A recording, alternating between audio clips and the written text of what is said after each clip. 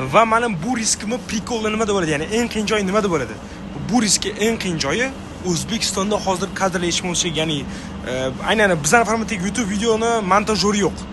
Va men noldan prosta qiziqishi bor insonga mana shu montajni o'rgataman.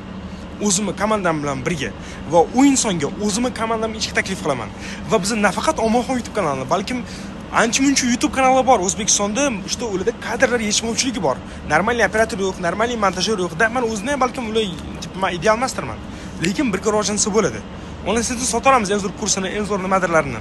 Lekin jamoaviy rivojlanish kerak degan oxir to'xtamga keldim. Bu yil Omonxon 2.220.000 obunachilarni tugatdi. Bu biz uchun orzu edi, zo'r bo'ldi. Wow, xursandmiz. Uni davom etish kerak. Va endigi maqsadimiz 4 million obunachi bu yil uchun.